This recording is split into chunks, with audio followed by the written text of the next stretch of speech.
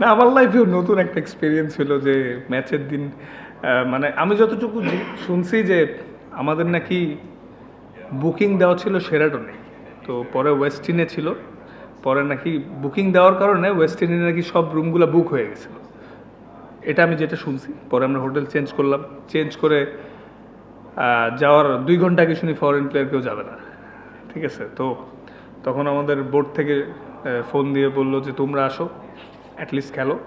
Foreign প্লেয়ারদেরকেও phone করেছিল আমাদের board থেকে, বলছে পেমেন্ট ইস্যু না, ক্লিয়ার হয়ে যাবে, বাট তাও তারা আসে নাই। তো শুরুর দিকে আমরা মোরালি একটু ডাউন এবং ডিস্টার্ব ছিলাম, বাট পরে তো দেখলেনি জিতে গেলাম আল্লাহর মতে। না আসলে দেখেন, মানে টু বি অনেস্ট, আজকে দিনের শুরু থেকেই অনেক ড্রামা দেখছি আমরা সব প্লেয়াররাই। পরে লাস্টের দিকে আমি যতটুকু শুনছি যে টিম ম্যানেজমেন্ট থেকে নাকি টাকা নিয়েও ফরেন প্লেয়ারদের রুমে নক করছে, কেউ গেটই খুলে নেই। পরে লাস্ট মোমেন্টে তো আমরা লোকাল প্লেয়াররাই ছিলাম। তো এখন যেটা করছি যে সবাই মিলে, এবং ম্যানেজার, কোচ সবাই মিলে, মানে শুরুতে একটু আপসেট ছিল, আমরাও ছিলাম। তো যখন 120 হলো এবং আমরা ব্যাটিং করে দেখলাম যে আসলে একটু এত ইজি না আজকের উইকেটটাতে। সো 100 হয়তো 15-20 রান শর্ট ছিল, বাট টিম এফোর্ট আর সবার কন্ট্রিবিউশন এবং দিল থেকে চেষ্টা করার রিওয়ার্ডটা লাস্টে পাওয়া গেছে। না, আমি আসলে প্রত্যেকটা মোমেন্ট এনজয় করার চেষ্টা করেছি, কারণ দেখেন আসলে এনজয় করা ছাড়া তো ওয়ে নাই, যেহেতু ক্রিকেটই আমার ব্রেড অ্যান্ড বাটার আর প্যাশন। হ্যাঁ, তো মাঠে আমরা এনজয় করছি সবাই। হয়তো আমাদের লোকাল প্লেয়ারও কিন্তু তেমন বিগ নেমস নাই, 2-3 জন ছাড়া ফরেন প্লেয়াররা খেলে নাই। সো আমরা সবাই বলছি লেটস ট্রাই। সবাই অনেক পজিটিভ ছিল। আমি এনজয় করছি প্রত্যেকটা মুহূর্তে, এবং সাহস করে করে চেঞ্জ করছি, এবং যেই যখন বোলিং আসছে সাপোর্ট করার ট্রাই করছি যে আমাদের হারানোর তেমন কিছু নাই, বাট আমরা আমাদের সেরাটা দিয়ে দেখতে পারি শেষ পর্যন্ত কী হয়, এবং পরে লাস্টে আমাদের পরে রেজাল্ট আসছে, এনজয় করেছি। তো দেরি আছে এখন, আসলে আরও কালকে একটা ম্যাচ আছে, প্রসেসেই থাকি। যদি যখন সময় হবে সব কিছু সময়ের সাথে সাথে হবে। তকদির বলেও কিছু জিনিস আছে, সামনে অনেক ক্রিকেট খেলা আছে। জাস্ট ভাইয়া অ্যাজ এ ক্রিকেটার হিসেবে আমি এনজয় করতে চাই ক্রিকেটটারে, আর ইমপ্রুভমেন্টের ধারাবাহিকতাটা ধরে রাখতে চাই, আর আল্লাহ যাতে আমরা সুস্থ রাখে, এটাই চাওয়া।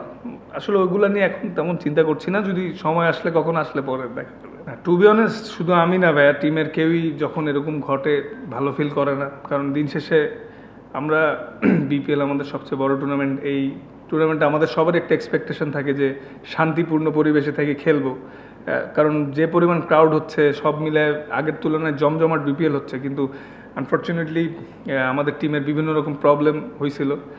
কিন্তু আসলে সবাই মিলে একটাই বারবার বলছিলাম যে যেহেতু আমাদের সবার নিজের প্রুফ করার জায়গায় একটা, যতই মানে সমস্যা হোক এগুলো মানে একটা সাইডে রেখে মাঠে এনজয় করতে হবে, কারণ সবার bread and butter, career, national team সব কিছু নিজেকে প্রুফ করার মঞ্চই এটা। তো এই জিনিসগুলোই আমাদের টিমের লোকাল প্লেয়ারদের আজকে সবাই বুস্ট আপ করছে।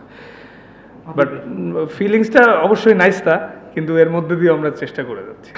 হয় নাই, হয় নাই, অনেক কিছুই নতুন এক্সপিরিয়েন্স হচ্ছে। আমার মনে হয় এইরকম প্রেশারে এত সমস্যার মধ্যে দিয়ে খেলাটা, এটা আরও ফিউচারে উপকারে আসবে। এত চাপের মধ্যে ভালো খেলতে পারলে সামনে খেলাটা অনেক সহজ হয়ে যায়। না, আমরা সবাই যেটা জানি, ভ্যালেন্টাইন গ্রুপের শফিক সাহেব এই টিমের ওনার, এটাই আমরা সবাই এটা জানি। জি, এটা কিছুটা আনফর্চুনেট। এই নিয়ে 4টা সিজন ব্যাক টু ব্যাক বড় টিমে খেলার সুযোগ হয়নি, যার কারণে তো এই বছর ড্রাফটে গেলাম। ড্রাফটেই ফার্স্ট পিকই আছে, আমাকে পিক করে। তো এখন আসলে যেহেতু আর কয়েকটা ম্যাচ আছে, এগুলো এনজয় করতে চাচ্ছি। মানে আফসোস করলে ভাই, আফসোস করা ছাড়া তো কিছু নাই, বাট নিজের মোটিভেট করতে হয় যে প্রসেসেই থাকি, কিছু করার নেই, জিনিসটা কন্ট্রোলে নেই।